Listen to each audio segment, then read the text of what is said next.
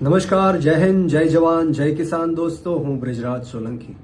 મિત્રો, તાજેતરમાં સમાચાર આવી રહ્યા છે કે બોટાદ જિલ્લાના ગઢડા તાલુકાના મોટા સખપર તાલુકા પંચાયત સીટના જીતેલા અમારા આમ આદમી પાર્ટીના ઉમેદવાર પ્રવીણભાઈ મકવાણા ઉપર આજે જીવલેણ હુમલો કરવામાં આવ્યો છે. લોહિયાણ હુમલો કરવામાં આવ્યો છે અને અત્યારે હાલ એ સારવાર હેઠળ છે. પરંતુ વાત મારે એ કરવાની છે કે આમ આદમી પાર્ટીના ઉમેદવારો ઉપર ચૂંટણી પહેલા પણ હુમલાઓ થયા, ડરાવવાના ધમકાવવાના પ્રયત્ન થયા અને ચૂંટણી લડ્યા બાદ જ્યારે આમ આદમી પાર્ટીના ઉમેદવારો જીત્યા ત્યારે પણ ગુંડાઓ, માફિયાઓ, ગેંગસ્ટરો આમ આદમી પાર્ટીના જે ઉમેદવારો છે એમની ઉપર હુમલાઓ કરે છે. આ કોના કહેવાથી કરે છે, આ કોના કારણે થાય છે એ આ ગુજરાતની જનતા જાણે છે. પરંતુ મારે આજે તમને કહેવું છે કે અવારનવાર હું આ ગુજરાતના ગૃહમંત્રી હર્ષ સંઘવીનું રાજીનામું માંગતો આવ્યો છું. આની પહેલાના વિડીયોમાં ડ્રગ્સને લઈને મેં રાજીનામું માંગ્યું, પરંતુ આજે હર્ષ સંઘવી પાસેથી નહીં, મારે આ દેશના વડાપ્રધાન નરેન્દ્ર મોદી અને આ ગુજરાતના મુખ્યમંત્રી ભૂપેન્દ્ર પટેલ સાહેબને વિનંતી કરવી છે કે તાત્કાલિક ધોરણે હર્ષ સંઘવીને પદ ઉપરથી હટાવવામાં આવે, એનું રાજીનામું લેવામાં આવે. કારણ કે આજે રિપોર્ટ આવ્યો છે ગુજરાતની અંદર, જે રીતના આજે બોટાદમાં હુમલો થયો અમારા આમ આદમી પાર્ટીના જીતેલા તાલુકા પંચાયતના સભ્ય ઉપર, એવી જ રીતના ગુજરાતની અંદર 6.15 લાખ ગુનાઓ નોંધાયેલા છે.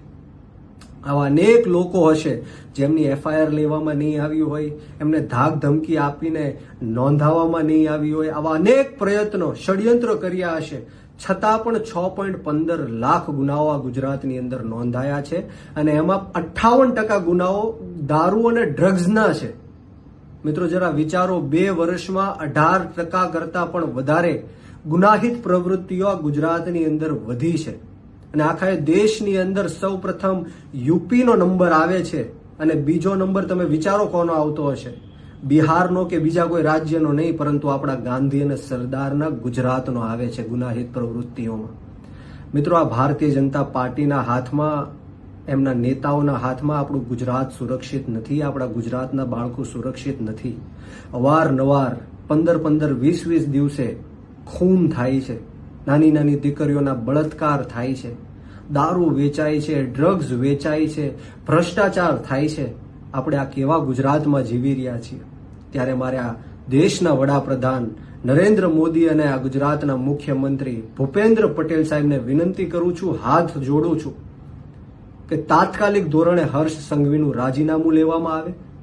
કારણ કે આ ગુનાહિત પ્રવૃત્તિઓ ગુજરાતની અંદર દિવસે ને દિવસે વધી રહી છે અને આવનારા દિવસોમાં યુપીને પણ પાર કરીને આખા દેશમાં સૌથી પહેલો નંબર ગુજરાતનો આવવાનો છે. કારણ કે આ ભારતીય જનતા પાર્ટીના નેતાઓના ઈશારે એમના નીચે આવી ગુનાહિત પ્રવૃત્તિઓ દિવસે ને દિવસે વધતી જાય છે. મિત્રો, આપણે સૌએ આપણી આત્મા જગાડવાની જરૂર છે. આપણે મનોમંથન કરવાની જરૂર છે કે આપણે હજારો કરોડો રૂપિયાનો ટેક્સ આપણી સુરક્ષા માટે આપીએ છીએ, છતાં પણ વેપારીઓ હોય, યુવાનો હોય, મહિલાઓ હોય, રત્ન કલાકારો હોય, પશુપાલકો હોય, આ ગુજરાતની અંદર કોઈ પણ સુરક્ષિત નથી. તમને ખબર છે કે પોલીસ કોના ઈશારે કામ કરે છે અને તમને ખબર હશે કે પોલીસ હપ્તાઓ પણ લે છે. ત્યારે મારે તમને વિનંતી કરવાની કે હવે આપણી આત્મા જગાડવાનો સમય આવી ગયો છે, આપણી આંખ ખોલવાનો સમય આવી ગયો છે. ક્યાં સુધી આ લોકોનો અન્યાય અને અત્યાચાર આપણે સહન કરતા રહેશું?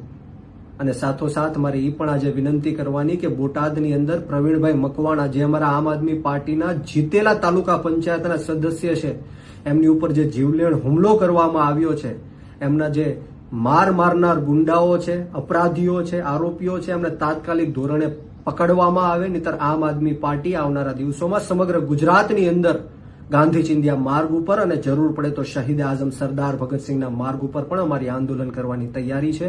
જય હિન્દ, જય જવાન, જય કિસાન, ભારત માતા કી જય.